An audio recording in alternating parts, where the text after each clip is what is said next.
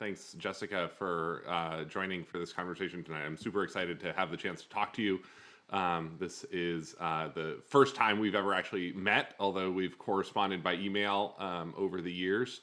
Hmm. And for those of you who don't know Jessica or her work, she is the definitive chronicler of what is probably the most interesting and most overlooked thread of 9/11, the maritime evacuation that she tells the story of in Saved by the Seawall.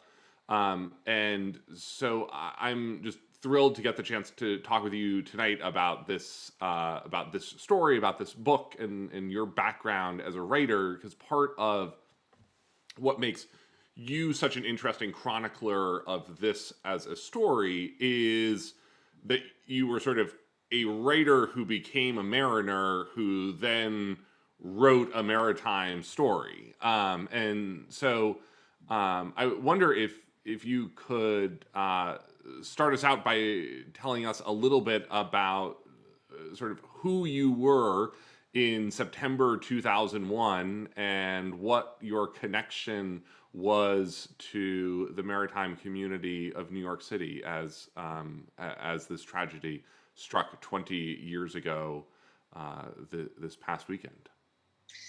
Yes, I was a newbie basically in the maritime community. I had been working as a dot-commer, so this is the height of the dot-com bubble, and I was working in the Empire State Building. My tiny little startup company was subletting office space from this guy basically, and so he was involved with this fireboat, and he invited me down for a volunteer day, and he said, come down and get dirty.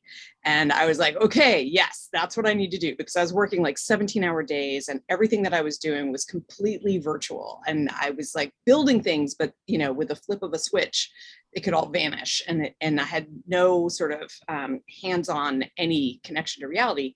And I was really new to the city as well. I had come in January 2000, Hmm. and so I really didn't know a lot about the geography, and I just didn't really. I was really just very green in every sense of the word. And so I went down on this volunteer day and ended up cutting out this unused heating pipe on top of this big diesel engine. So I'm like sitting on top of this engine with this sawzall and cutting out this pipe, and I'm just like in this maze of equipment, and it's so complicated I can't even imagine anybody understanding it, and I definitely can't imagine who designed it, like who engineered this. It's just, and everything is beautiful. It's just, I mean, it's rusty but the craftsmanship with which and consideration with it, which everything had been put together, I was just in awe. And then one of the trustees of the boat said, hey, would you like to try your hand at engineering, at working the stand? And so what that means is it's a bell boat. So this means that the pilot at the helm has control of the steering wheel, and that's it. And then they have control of the levers of a telegraph, which is basically like a signal system to send down messages to the engine room. And then they say to the engineer through these telegraphs how fast they want to go and in which direction on which side. And so I tried my hand at it. I didn't mess it up too badly. The pilot, who then my dear friend Bob Lenny, he had been FDNY, had served on the boat, and he retired and she retired, and here they were back in retirement together.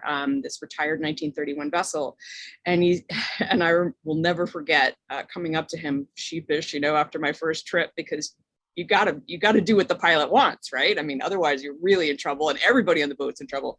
And I was like, how'd it go? And he's like, very responsive.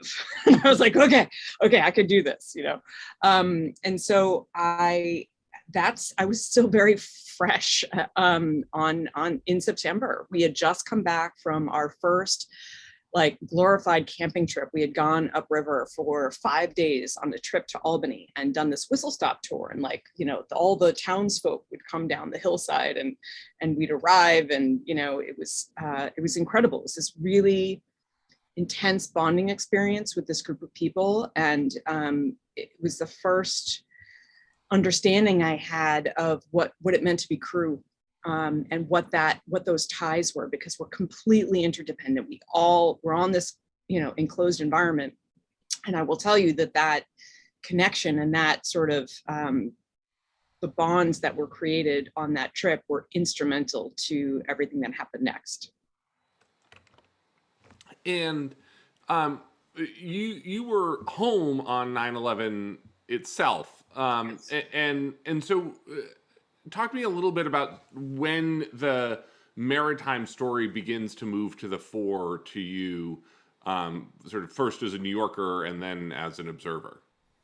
So yeah, on September 11th, I was like so many other people. I was wandering around Brooklyn. I was trying to donate blood. I wanted to build, those stretchers that everyone was building that never got used, out of old wood and stuff. I mean, I wanted to do anything, and there was no way that I can envision being of service. And I remember I had this conversation with a police officer near one of the neighborhood hospitals, and I said, I want to do something. What can we do? And he just looked at me with this just sort of, I was going to say vacant, but it wasn't vacant. It was just sort of numb look on his face. So he just said, they don't know what to do with me.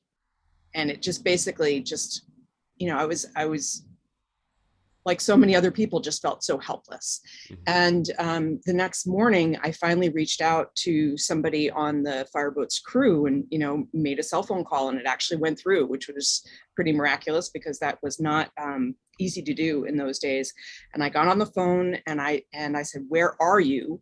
And the voice on the other end of the line said, "Where do you think we are?" And I said, "How do I get there?" And Bob Lenny, who I mentioned, who had been FDNY for decades, he told me how to do it. He had just come over himself that morning, and he said, "Go to the Brooklyn Navy Yard, go to the Marine Division headquarters, and this is what you say." And I got a ride on a hurricane boat, Merchant Mariners, go fast boat, brought me over. And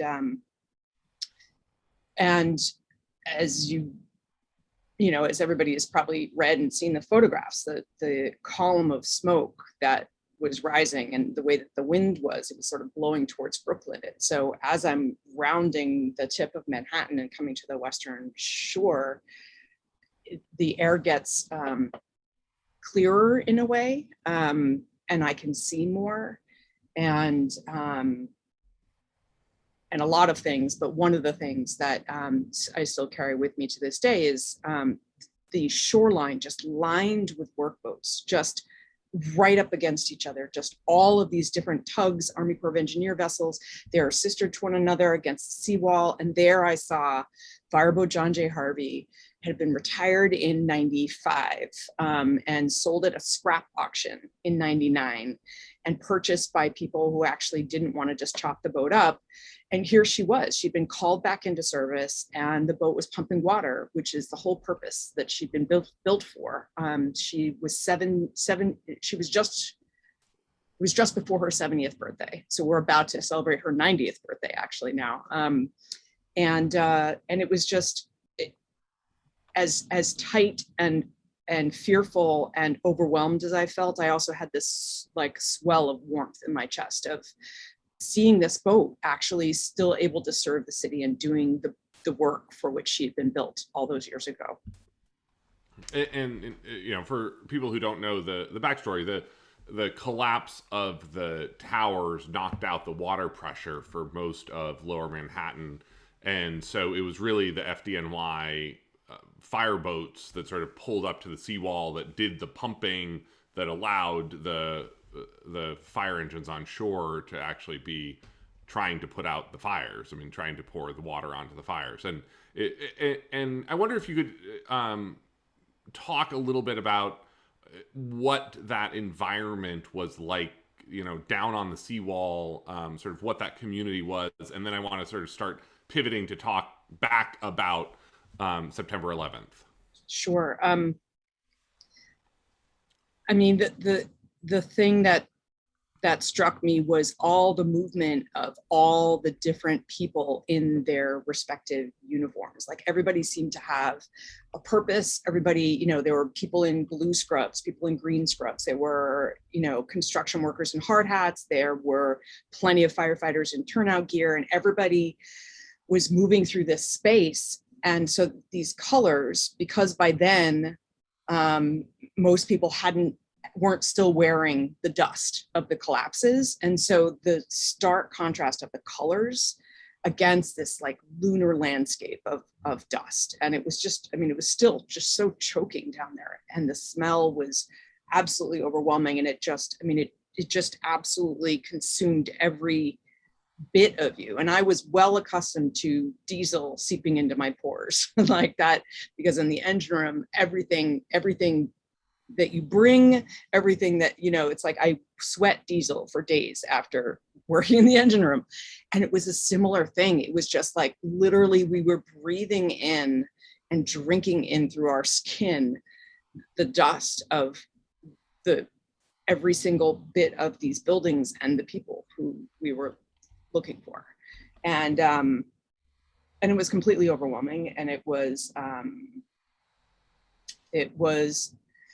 I couldn't, because it was so overwhelming, I couldn't really grasp what I now understand to be the hugely important job that the fireboats were doing. They were the only source of water. And because it was river water, it was an endless supply of water. Mm-hmm. And so this was a really important job. The fires raged for 4 months down there.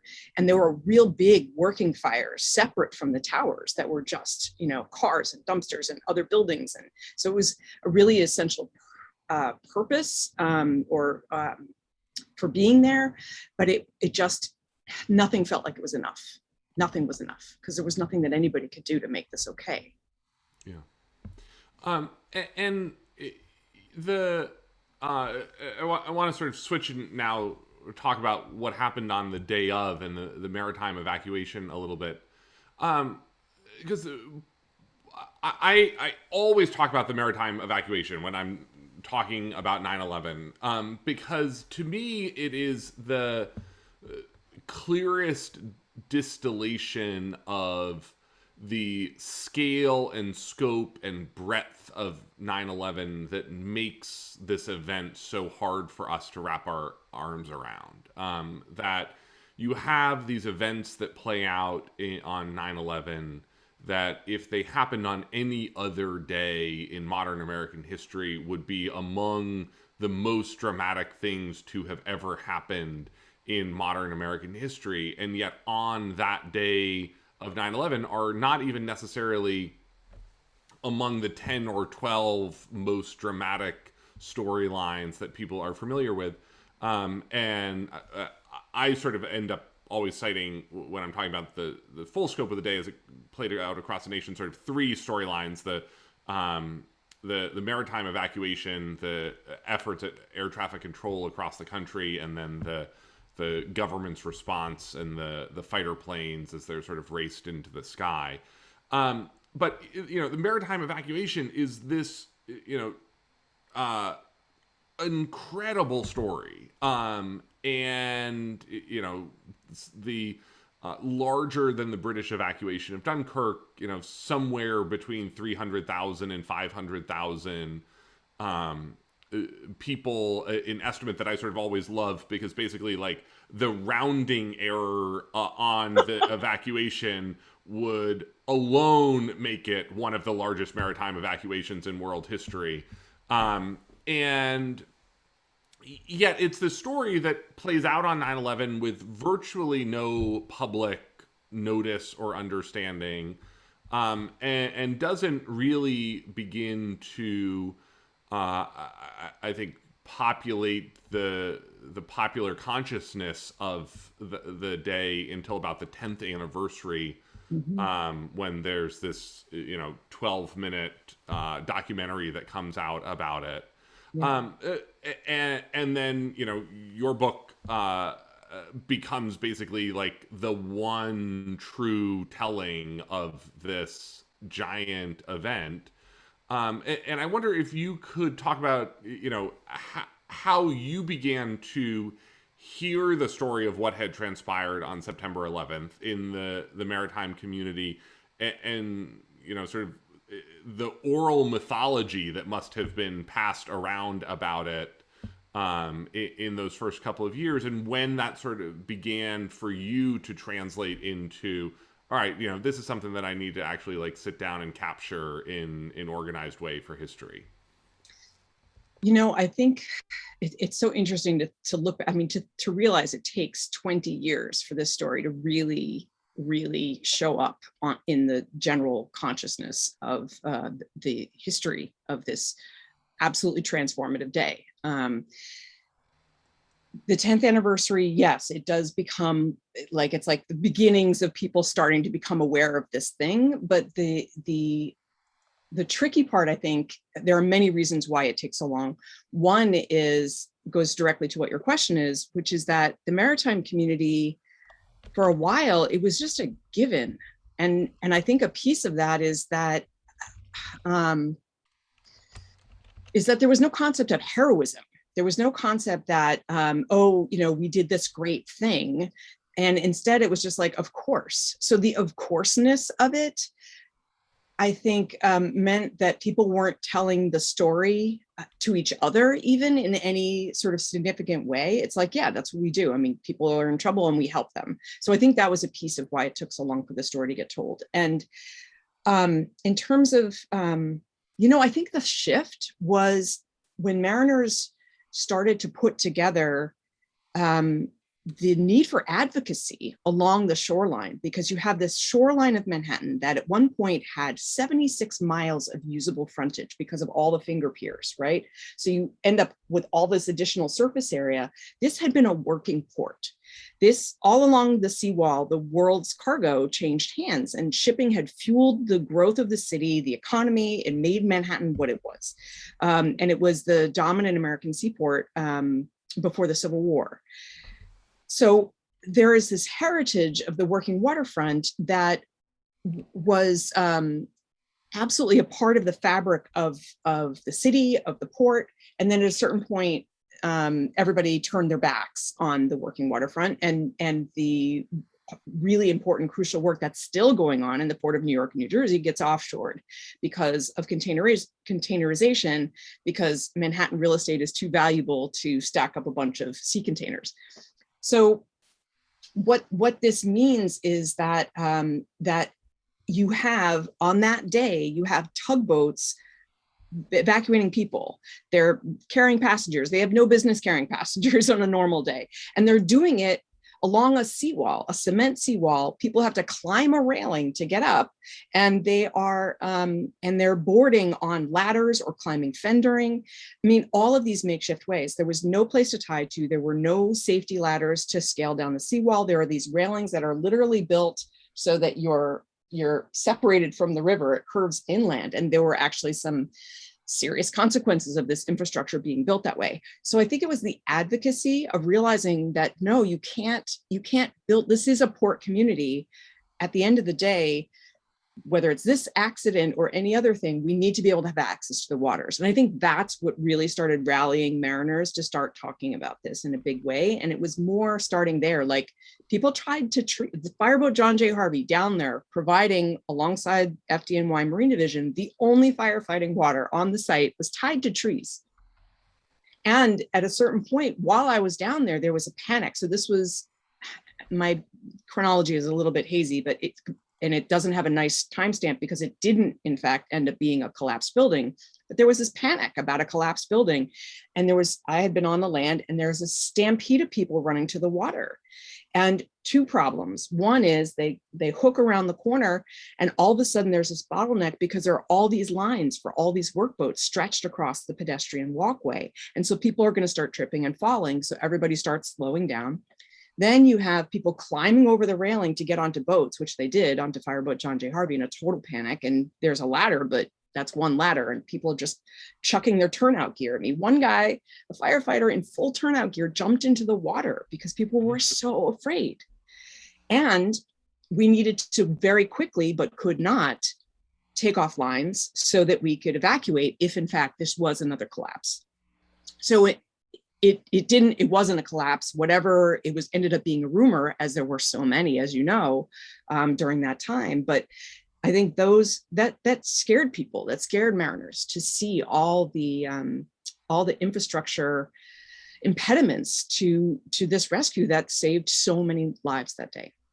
And I wonder if you could talk for people who don't know the thumbnail sketch of the evacuation. Take Yeah. us through how that morning unfolds, sort of who the decision makers are. Because part of what I just love about the story and find so fascinating is, in some ways, the maritime evacuation of Lower Manhattan is the um, distillation of the ordinary heroism that we saw that day, in the way that,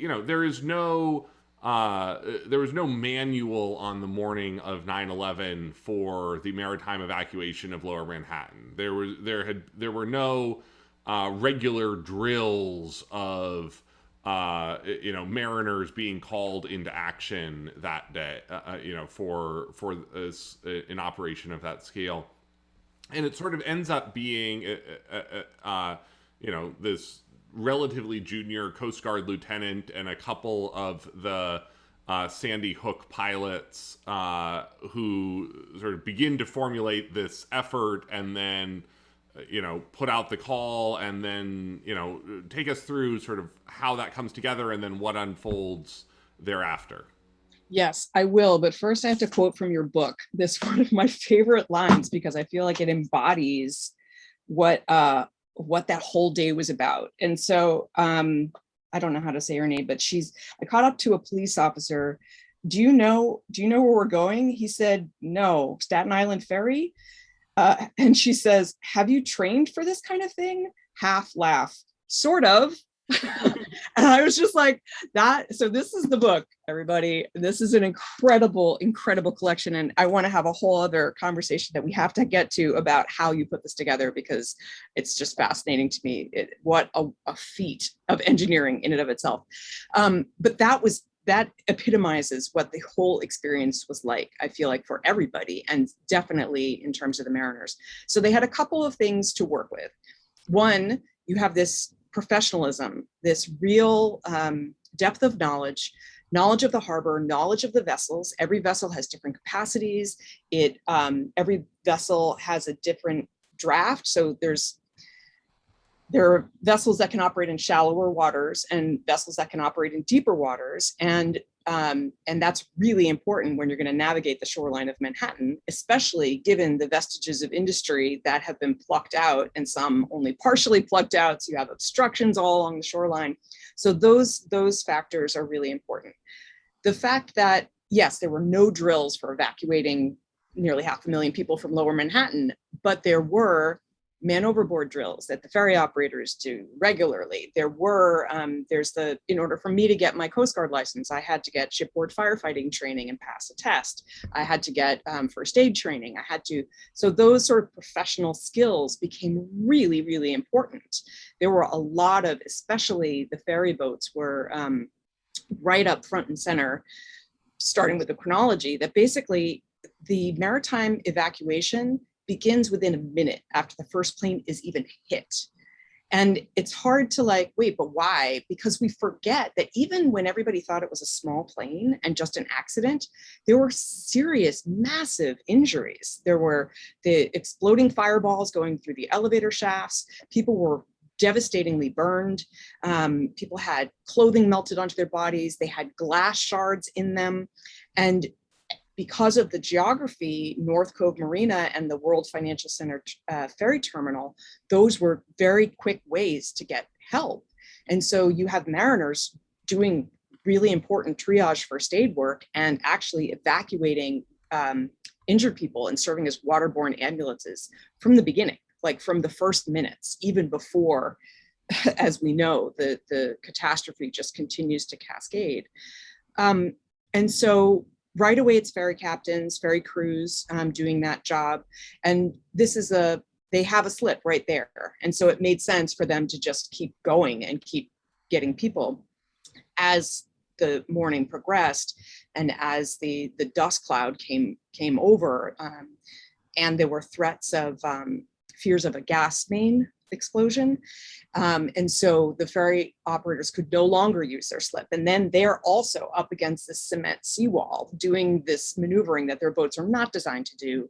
The ferry boats also plucked a lot of people out of the water. People so panicked, jumped the railings and thought they were going to swim to New Jersey. There were people swept out to sea that were rescued really like in the middle of the channel. So it's this really intense thing that escalates. First phase is the ferry boats because they're already going over and back, and they just sort of step up the game and serve as waterborne ambulances. But very, very quickly, without looking for anybody to say so, you have mariners of every single kind evacuating people, sailing yachts, Army Corps of Engineers boats, little police boats, the fireboat, which ultimately was needed to pump water. But at the time, fireboat John D. McKean, an active duty boat, gets caught in the first cloud, the first collapse, and all of these people are jumping onto the deck. There were a number of injuries because the seawall is high, the deck of the boat is low, depending on where you are in the boat. And there was at least one, I haven't confirmed 100%, but it does not appear that this woman whose story I recount in Saved at the Seawall survived her injuries. It looks like she died because she fell face first on this steel deck. So every vessel you could think of, there were fishing boats that came from Long Island. And so as the day progresses, more and more people get involved. The call for all available boats that you mentioned, that, Lieutenant Mike Day, very like he said a lot of great things to me, but one of them was like, I broke so many rules beyond my pay grade. Like he made all kinds of leadership decisions and authorized all kinds of misdeeds that day. And he was just like, because he couldn't get in touch with command because communications were down. So his call for all available boats happens at 10:45. So 8:46, 10:45, that's a lot of stuff that's already been going on. Mariners just saying, hey, there are people in trouble. They're stacked 10 deep at the seawall, covered in dust and debris and chaos and begging to get off the island. And over again, they steered their boats to the seawall. They loaded up passengers. They offloaded on safer shores. And they made that choice to turn their boats around and go back and get more. And it's kind of easy for us to think about that now because we know how the story ends. But at the time, I mean, the bombing threats, the spread of rumors about more plane hijackings, there was just this barrage of bad information out there. So we really didn't know if this was not the end of the world. And a lot of mariners and others said to me, like, yeah, I didn't know if I was going to die that day, but it didn't change my decision. It was not even a question. And then how did you make the decision to start capturing the story and writing about it, and then take us through a little bit of the reporting process? Because the advantage that I had in doing my work is that there were lots of people like you who had gone out and done the initial spade work to capture these stories. But, this was pretty new territory when you started diving into it. Yeah, it really was. Really what started for me, it started for me on the 10th anniversary. And actually, this is the full circle thing I was going to tell you. So reading your piece about the boat lift in New York Magazine is hilarious because I wrote a piece for New York Magazine for the 10th anniversary special edition, filed the piece. It was going to be accompanied by photographs by Carlina Salguero. Everything was worked out. And the editor at the time, who shall remain nameless, lost the story and forgot, it just got lost in the shuffle. And he was just like very apologetic, but I got a kill fee. So they could have broken that news 10 years ago. So funny. And so, but as a result of that story, I was so frustrated because they killed it way too late for me to get it anyplace else. And this, was long enough ago that, we weren't as spry about digital media back then. There weren't as many venues. And so I posted it on Huffington Post for free. And this is a terrible story for anybody who's a writer because people ask you to write for exposure all the time, right? And I wrote it, I published it for free. I mean, I got the kill fee, and an editor from a press reached out to me and said, hey, would you like to write a book? Hmm. So that's how this book started. And when she asked me, my first thought was, no way, no way, no way. The last thing I wanted to do was immerse in this material. I couldn't talk about it.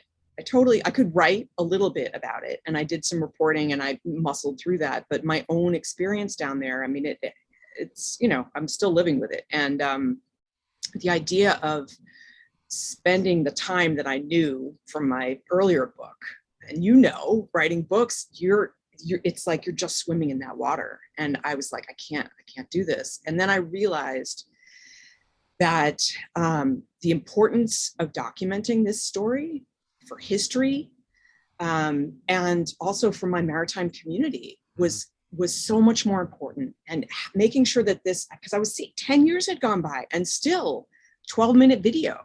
That's it. There just wasn't a real effort to collect these stories. And that's what drove me. I felt a responsibility. And I realized that outweighed any need I had to shield myself from the anguish, both my own, but also other people's, because I walked with people through their most horrific minutes, and we cried together, and they told me their stories.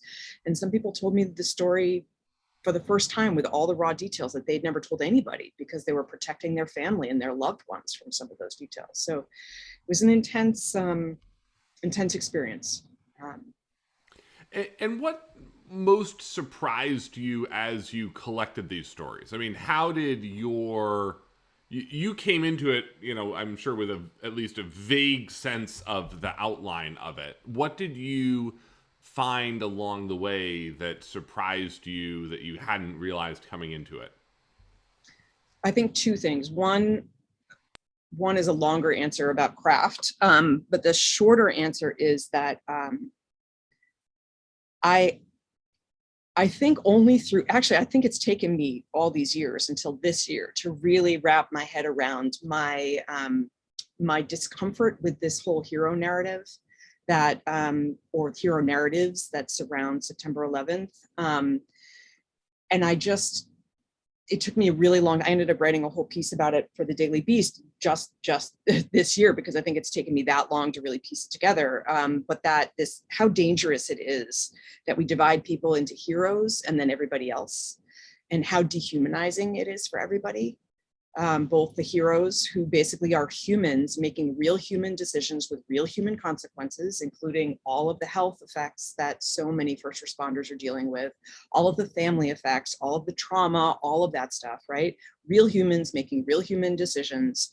And then it also totally devalues the people who are in the everybody else category, because it removes our sense of compassion and kindness and agency, that we actually have the capacity to make choices every single day that are actually going to be humanitarian, that are actually going to be rooted in a recognition of shared humanity. And so that's a big piece of it. I think the most surprising thing, and just that it's taken me this long to sort through really my thinking about that.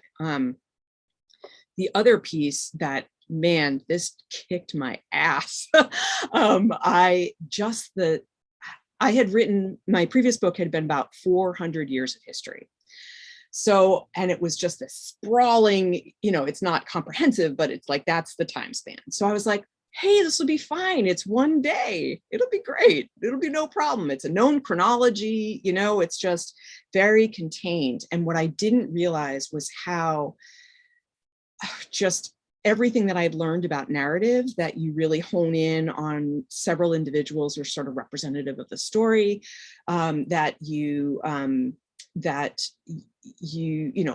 just everything that I'd learned about this. And I actually wrote a piece about this for the Neiman storyboard. And nothing was going to work. Nothing was going to work. And this book was just headed straight for the rocks, and there was just no hope. And it was a known chronology with a de-escalating, narrative arc, and like everything just bad.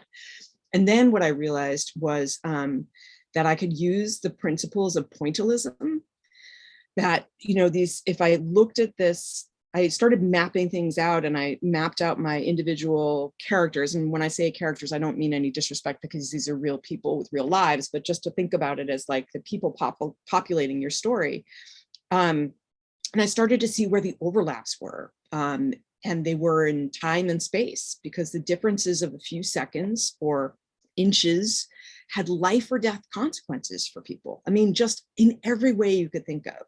And so just figuring out where those things meshed, then I was able to look at it differently. So I think that was the other biggest surprise, was just having to devise this whole new approach to how I was going to tell this story.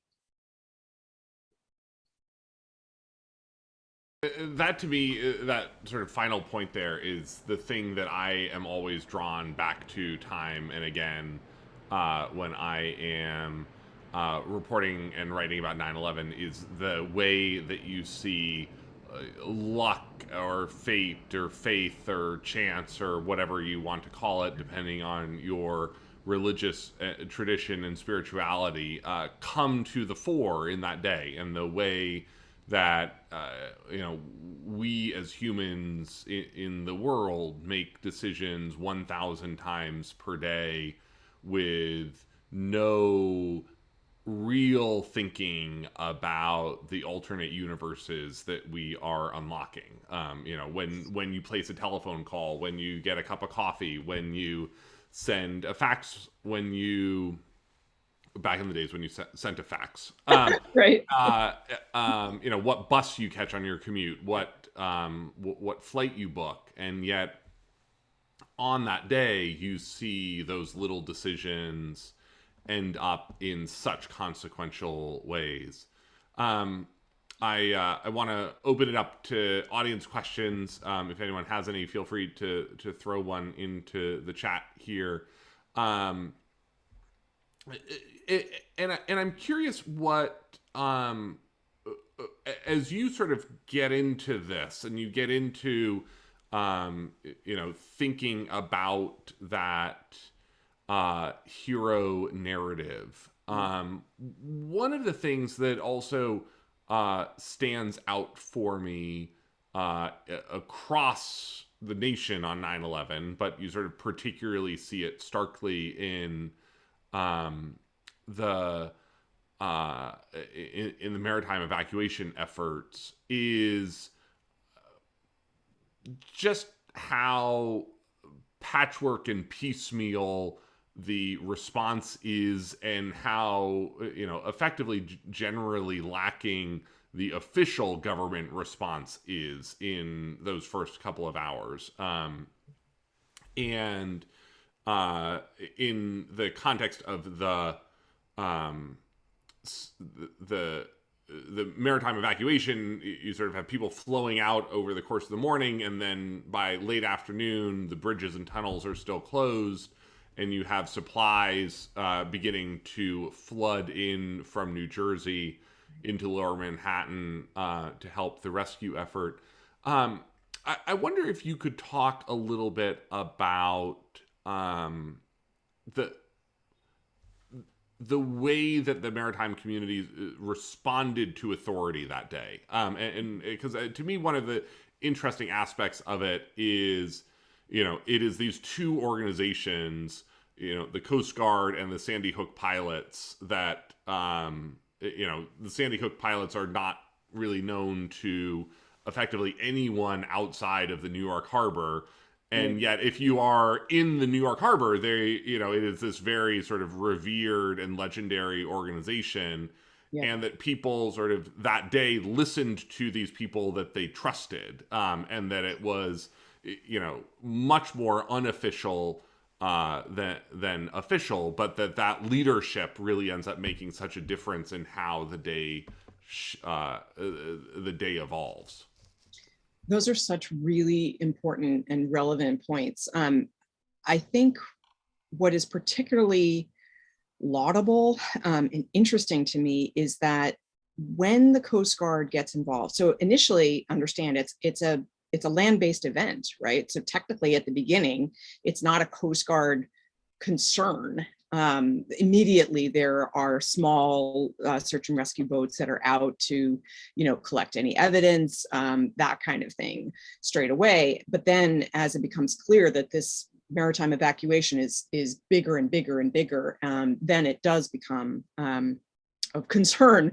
Not that it wasn't concerned, but territory for the Coast Guard. And so when Lieutenant Michael Day, at the time Lieutenant Michael Day, teams up with the Sandy Hook pilots, who, for background for people, these are folks who, it is just incredibly rigorous to become a Sandy Hook pilot. I mean, you have to be able to draw out complete charts from memory. It's just incredibly rigorous, which means that these folks know the harbor like nobody else. And a Sandy Hook pilot is required for any ocean-going vessel of a certain size to come into the harbor. And these, longer story, but essentially these really are the experts and very, very highly regarded experts of the harbor. So they have a deep knowledge that is going to become really, really useful. And so Mike Day makes this creative decision to take the Sandy Hook pilot's boat, the pilot boat New York, out as the vessel, and he puts up the Coast Guard flag. And the big thinking behind it is that he's going to make it clear, we're here to support this effort that is underway. So you have mariners with questions about, okay, it's so very regulated, and the Coast Guard they're the regulators. So if you run over capacity, if you, if you don't have all your safety equipment on board, this is all the Coast Guard. They're the cops of the water, so to speak. And so there is certainly a collegial relationship between mariners and the Coast Guard, but there's also a lot of like, don't let the coastie see you do that kind of thing, right? And what is so incredible, and I think tracing back, some of the folks in the highest leadership are no longer with us in the Coast Guard, but the way that they chronicled and described their leadership modality was so, it was so supportive of like allowing brilliance to shine, I think was one of the comments that somebody made. And it was really clear in on-scene commanders had to make on-the-fly, on-scene decisions, and Mike Day was that person, and there were others too. But and the trust that mariners had when he came in, and the Coast Guard comes in, and the Sandy Hook pilots come in, they don't take over. They don't say, "Okay, yeah, we got it. We're going to organize everything, and now you got to listen to us." They did not do that. They facilitated what was already happening. They provided information. You now more and more have people from further, I was going to say further afield, but further a sea, I guess, coming in, who are operating in, the Long Island, like, fishing boat captain has never plied these waters before. And so these are folks who really need the guidance and information. Okay, where can I take my boat in? Because if you take a deep draft boat into shallow waters and you rip out the bottom of the boat and all your evacuees, end up underwater, that's not helpful. And so it was just really, I think it echoed what seems to have been going on, and you're certainly the expert on this on land, but where it was very freeform at the beginning, and people really just acted out of a sense of intense need to help and intense lack of panic, and just like very clear, this is what needs to get done, and I'm going to do it. And whatever it takes. Okay, that we don't have that. Okay, what are the other resources? And just that seems to have been part and parcel to the entire recovery and rescue effort. Yeah. It takes we see that play out at the local level, the state level, the national level, really throughout that first day, is that it is authority is very much not given but earned, as people sort of step forward into vacancies, and the absence of a better plan is certainly how we see a lot of that. If there are any questions that anyone has, feel free to put them in the chat. I have a couple more for Jessica here. As we talk about the story and the maritime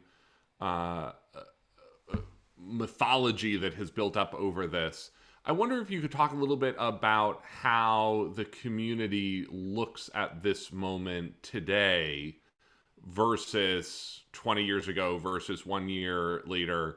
'Cause when I talked to Michael Day about this, he's now an admiral, Yeah. works for the Secretary of Homeland Security. His point was basically like, look, none of us wanted to talk about this because it was a day of such sorrow and tragedy. Like, it didn't seem great to be out there, beating our chests about like what a huge success we had had. And I wonder if now, through your book, through the work of, other historians, you helped sort of get this book, you helped get this story into Spike Lee's documentary about New York City that day. That this has become a really important part of New York's own mythology of that day, in a way that it, was still largely unknown, 11 years ago. I wonder if you could talk a little bit about what that evolution has been like inside the community and how and people think about it today who participated in it and lived it 20 years ago. One of the things that has been really striking to me, and I wonder if you've experienced this too, and I want to hear your answer. But when you listen, did you listen to tapes, or did you only read transcripts, or did you do both?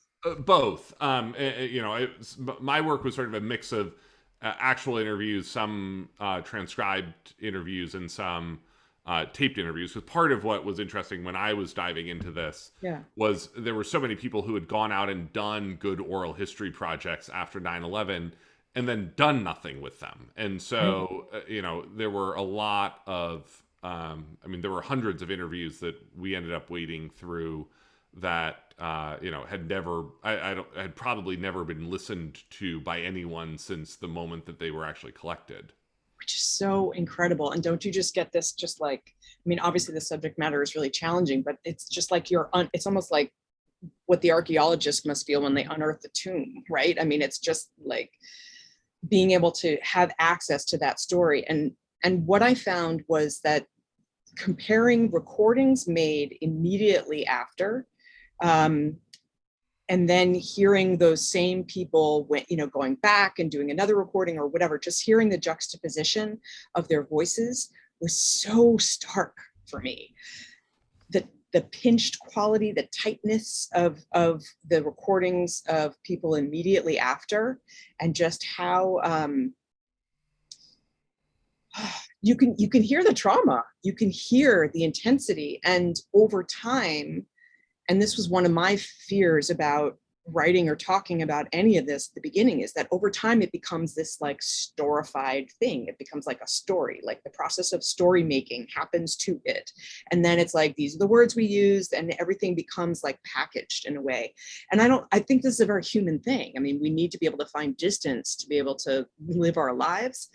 But I think many people would have gladly kept not talking about this for longer, except that the consequences of not talking about it are not good. And that goes back to the infrastructure question. Mm-hmm. It goes back to the fact that there are harbors now. I was just at speaking on a panel with a bunch of really smart, really interesting maritime folks of all different capacities, Sandy Hook pilots and otherwise, Coast Guard, and all different people that you could actually probably see if people are interested at Portside, New York.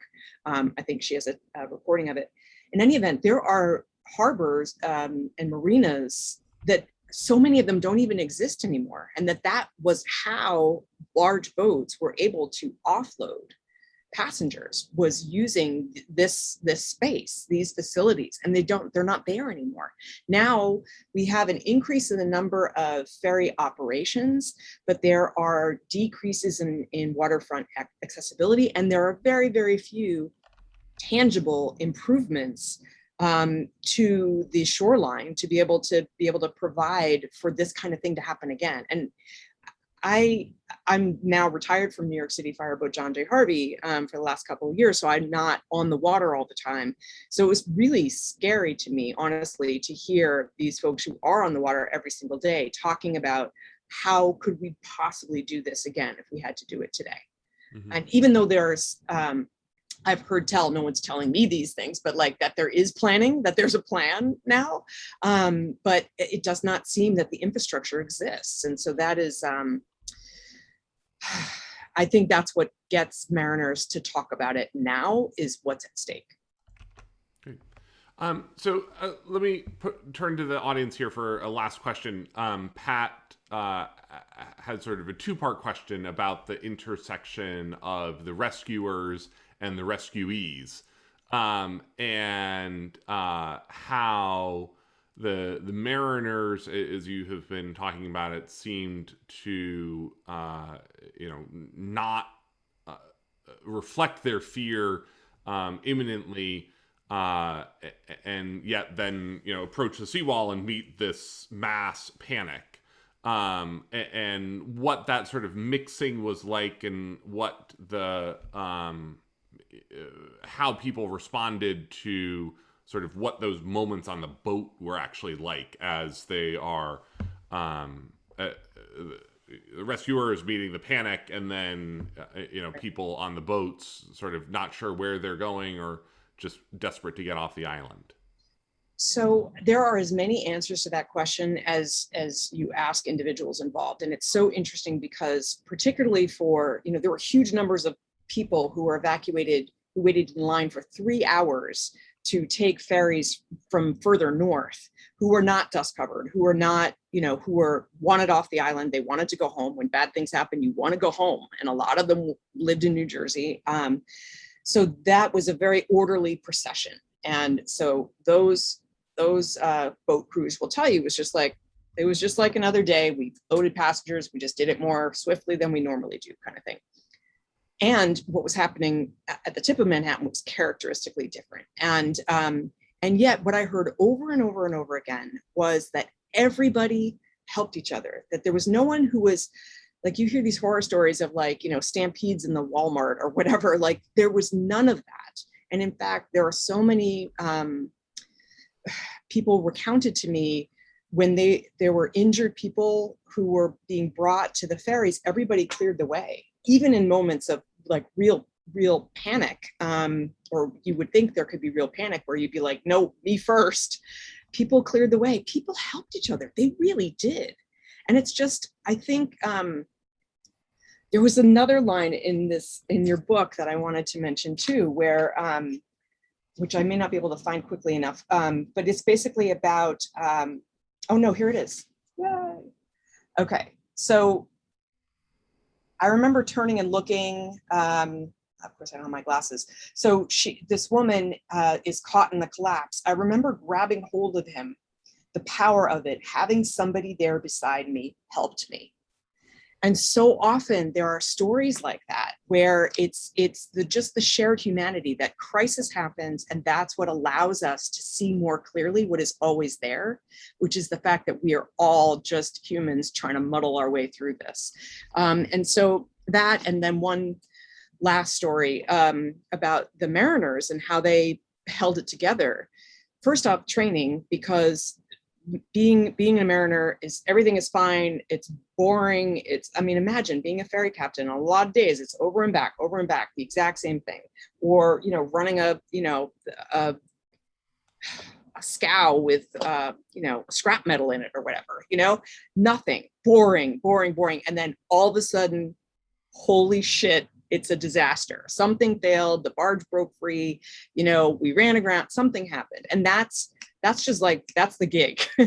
And so the mariners were well suited to click over into, we're not going to be panicking leads to peril. So they're used to sort of flipping that switch. And the best representation I have of that is a conversation I had with Staten Island ferry captain James Parisi, who talked about how, so the Staten Island ferries, they have a bow on each end. And so he pulls off the dock and then he's crossing the upper deck to get to the wheelhouse of the other end so that he can dock. And in that time, as he's crossing, the tower I believe it was the first tower had just come down. And so it's like, it's exactly what I experienced there. It just felt like being in a blizzard. And there's all this plastic and dust and debris raining down. And he said, it reminded me of being a kid, like when the snow's falling. And he said, and at that point, I wasn't panicked anymore. I was calm. And he just, like, it just centered him, that walk. And then he just did his job all day long, all day long. That boat can carry 6,000 passengers, you know? And so finding that space for clarity and calm, I think, is also something that more of us have within us than we think we do. So, Jessica, that it's a great final answer, I think, for tonight, because that you just hit upon there what to me is the reason that I have been able to, study and research and write about 9/11, which is it is this day of incredible sorrow and incalculable tragedy, but at the same time it is a day filled with so much love and hope and these incredible testimonies of the resilience of the human spirit. And I think that is one of the reasons that I've always been drawn so specifically to this thread of that day, because the way that the maritime community in New York reacted and the way that you capture in your book, it really shows how New Yorkers and the maritime community across the harbor responded with the best of humanity to the worst evil that mankind can offer. So Yes, thank you absolutely. so much for collecting these stories, for preserving this history. And it's a pleasure to get to talk with you tonight. And thanks to McNally Jackson for putting this all together.